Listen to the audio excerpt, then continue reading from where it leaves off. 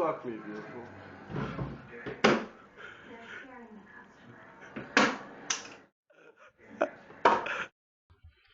Hey guys and girls, welcome back to my channel where I break down gameplay and just talk about stuff.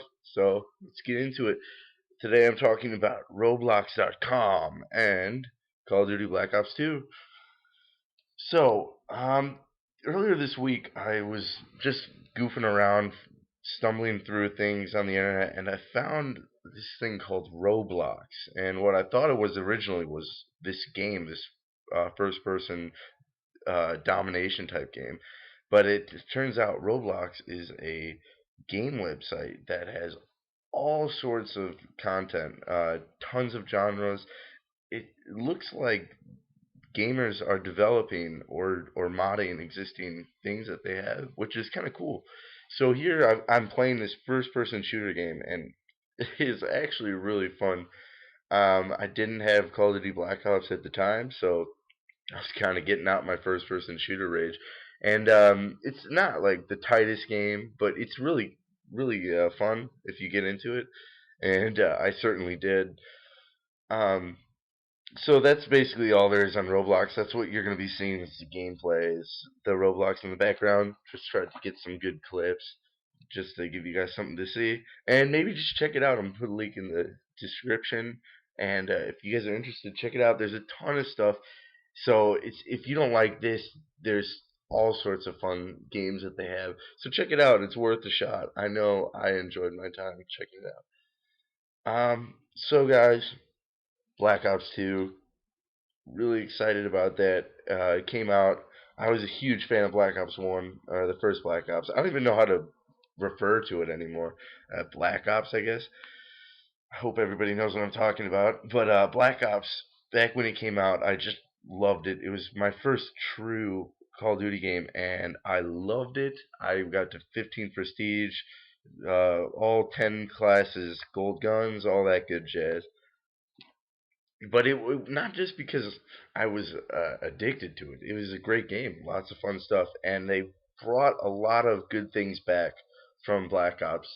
And I'm not going to go into too many specifics because I don't want to sound like I know everything. But they did bring back something very cool, which is the colors that they use, and the colors are very vibrant, very tight, and they make for a better game. You play games like Battlefield, and they really only take advantage of like five colors, maybe one set of colors. So it's a fun game to see as you're playing it, and the gameplay. I loved the campaign. I finished the campaign. Kind of grinded through that, just falling asleep by the end. But it's a great campaign. If you're into the Call of Duty campaigns, or more specifically Black Ops, they did a great job integrating what was left from the first story and bringing it into something new. I don't want to spoil it too much, so I'm not going to. But let's just put it this way: you guys won't be disappointed if you play the campaign.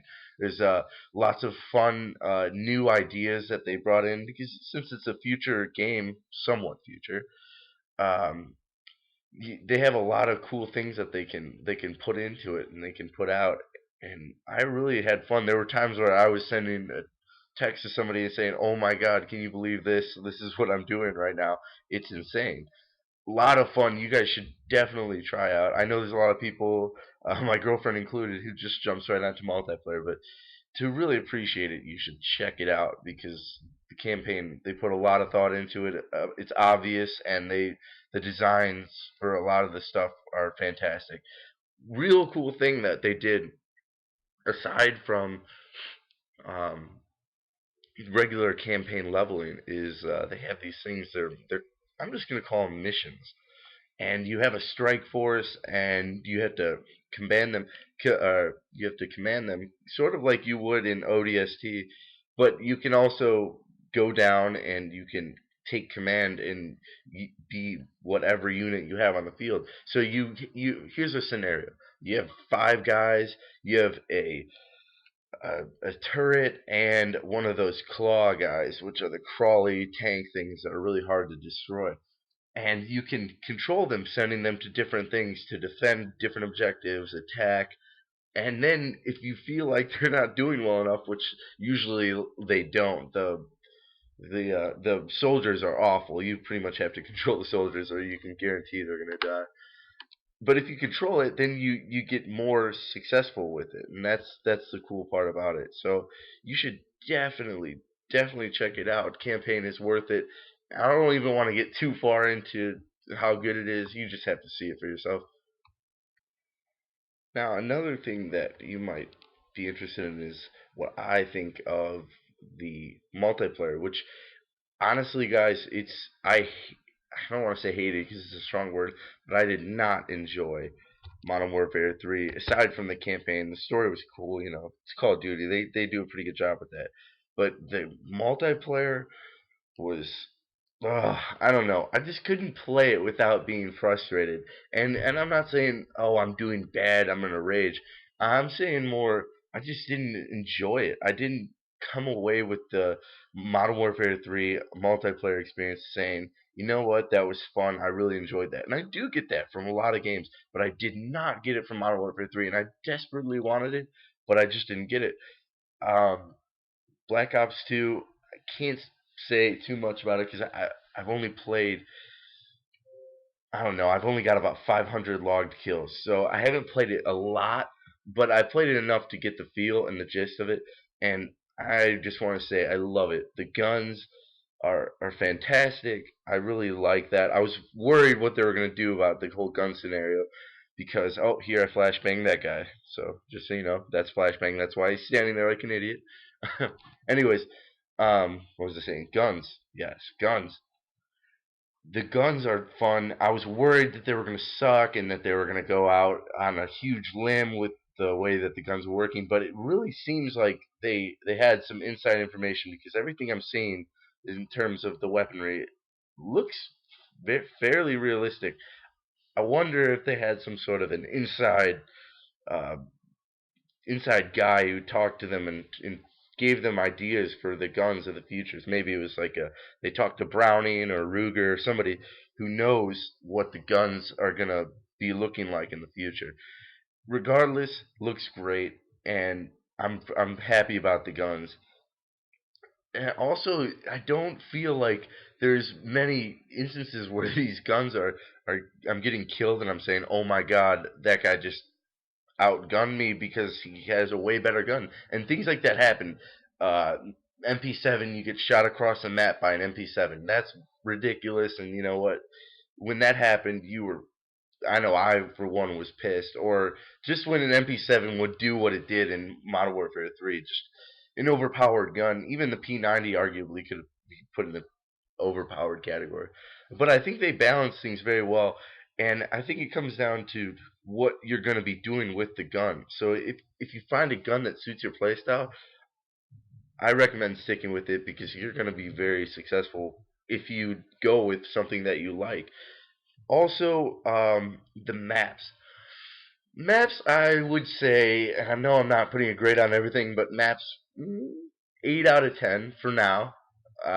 When I first started playing, you know, you say, oh my god, this is amazing, 10 out of 10, blah, blah, blah. I'd say 8 out of 10.